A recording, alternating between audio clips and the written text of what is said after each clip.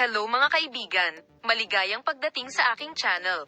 Nandito ako na may magandang video. Mga minamahal na tagasunod, ngayon ay ibabahagi ko sa inyo ang isang magandang video tungkol kay Serkan at Ozgay. Ang lahat ng mga detalye ay makikita sa aming video. Ngayon ay lumipat tayo sa aming video.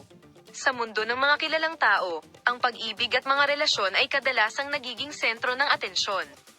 At ang pinakabagong balita tungkol sa relasyon ni Serkan Kayaglu at Ozgay Girl ay walang pagbubukod. Habang ang mga paratang na nagpasya si Serkan na wakasan ang kanyang kasal dahil sa kanyang pagnanais na maging isang ama ay naging walang batayan, ang walang tigil na paggalang ni Serkan kay Ozgay ay inilagay sa ilalim ng pansin.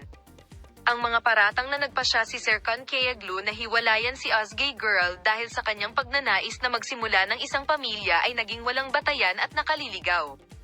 Sa mga espesyal na pahayag na ginawa ng mga tagahanga ni Serkan, sa espesyal na pahayag na ginawa ng kinatawan ni Serkan, inihayag na ang kanyang debosyon at pagmamahal sa aktres na si Ozgay Girl ay kasing lakas ng dati.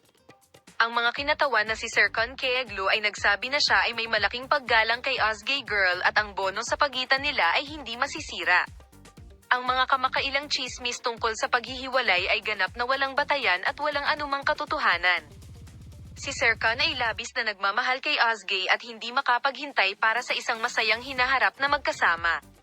Paborito ng fan para sa kanilang hindi may kakaila na chemistry on and off screen. Hinarap din ng mag-asawa ang haka-haka ng media sa kabuuan ng kanilang relasyon. Sa kabila ng mga hamon ng katanyagan at pagsisiyasat ng publiko, napatunayang matatag ang kanilang pagsasama. Kilala sa kanyang dedikasyon sa kanyang propesyon at sa kanyang kakaibang personalidad, patuloy na inihahayag ni Serkan Kayaglu ang kanyang pagmamahal at pagmamahal kay Ozgay Girl. Salamat sa lahat ng nanonood ng video. Magkita-kita tayo sa mga bagong video. Sana ay masiyahan ka sa panonood.